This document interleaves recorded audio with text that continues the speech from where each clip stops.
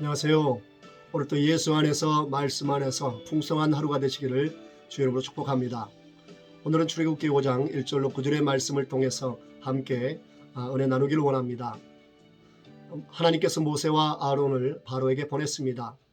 하나님께서 보내셨다는 그 확신과 믿음이 있었기 때문에 모세와 아론은 바로 앞에서 주눅들지 않고 당당하게 요구합니다. 내 백성을 보내라. 그 말을 들은 바로는 여호와가 누구이기에 내가 너희의 말을 들어야 되느냐라고 대답을 하죠. 다시 말하면 노예들인 이스라엘 민족에게 무슨 신이 있겠으며 설령 있다고 한들 애굽의 강력한 신들 앞에서 노예들의 신이 무슨 의미가 있겠느냐 하는 뜻이었습니다.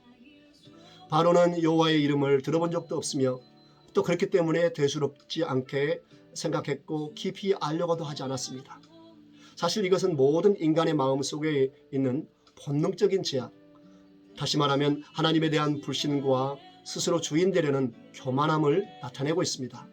저와 여러분 안에도 자리 잡고 있는 바로와 같은 자세, 그것을 십자가에 못 박지 않으면 우리도 늘 그렇게 바로와 똑같이 말하고 행동하게 될 것입니다. 하나님이 정말 살아계시는가? 믿어도 믿는 것이 무슨 소용있지? 믿어도 소용없더라.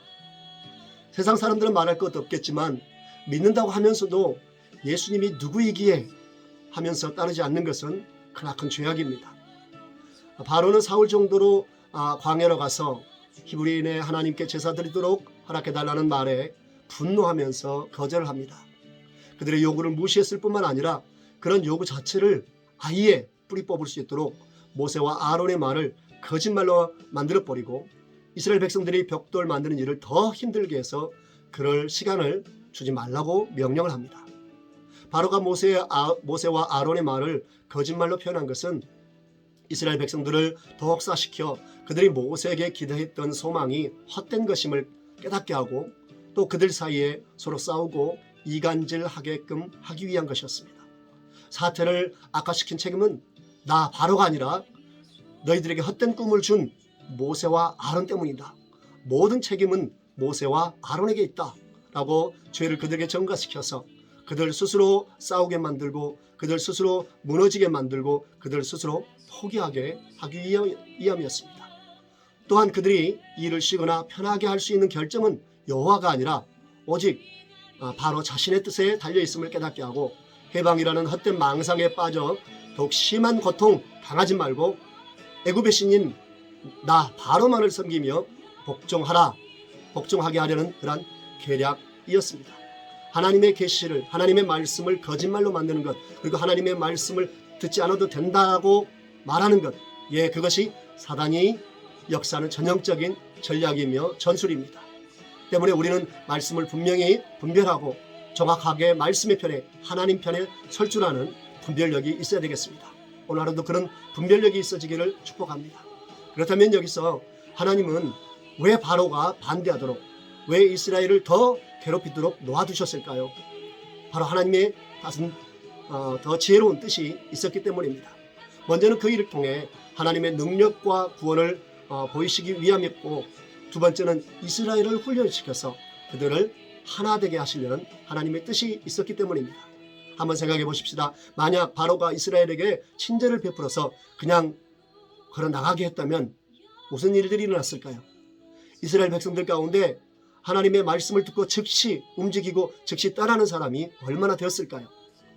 아마도 이런저런 이유를 들어서 애굽에 남는 사람이 생각보다 많이 있었을 것입니다. 이 일만 해결되면 이것만 해보고 지금 상황이 좀 안 좋은데 상황이 조금만 더 좋아지면 먼저 가 있어라, 나중에 갈게 등등 많은 이유를 생각하면서 아마도 애굽에 남아있는 이스라엘 백성들이 많이 있었을 것입니다. 그러나 바로가 반대했고 많은 어려움을 겪는 것을 보고 또 수많은 하나님의 능력과 애굽이 당하는 그 재난들을 보면서 이스라엘 백성들은 하나님을 믿는 믿음으로 똘똘 뭉쳐지게 되었던 것입니다. 세상은 결코 믿는 사람이 하나님의 뜻대로 살아가는 것을 용납하지 않습니다. 어찌하든지 방해하고 그 믿음을 꺾어버리려고 하죠. 바로의 반대 때문에 이스라엘이 자신들의 정체성을 깨닫게 됩니다. 신앙도 그와 같습니다. 마귀 역사, 인생의 장애물, 문제 좋아하는 사람 없습니다. 싫습니다. 싫지만 그것 때문에 믿음이 더 단단해지고 더 견고해질 수 있다는 것입니다. 하나님께서 인생의 고난이나 어려움을 허락하시는 바로 이유입니다. 어려움이 있을 때 인생에 대해서, 삶의 목적과 이유에 대해서, 또 나를 부르신 소명과 사명에 대해서 깊이 생각하고 내 정체성을 깨닫고 그리고 삶을 더욱더 단단하게 살아가려고 하기 때문입니다. 그래서 고난이나 싸움이, 인생의 어려움이 때로 우리에게 필요한 것입니다. 그래야 우리의 정체성을 바로 깨달을 수 있기 때문입니다. 그래서 두 종류의 사람이 있습니다. 기도로 나를 도와주는 사람이 있고요. 기도하게끔 나로 하여금 기도하게끔 만들어서 유익을 주는 사람이 있습니다. 세상 삶에서도 그렇고 목회에서도 그런 것 같습니다. 내 삶에 다가오는 장애물들, 그 모든 문제들은 내 정체성을 깨닫게 하는 통로가 된다는 것입니다. 장애물이 없을 때는 내 정체성을 깨달을 수 없습니다. 얼른 기도하려고도 하지 않습니다. 이런저런 바쁘다는 핑계를 대기도 하고, 교만함 때문이기도 하고, 게으름 때문이기도 하고, 여러 가지 연약해짐 때문이기도 합니다. 그런데 장애물이 생기면 우리는 바로 무릎 꿇게 됩니다.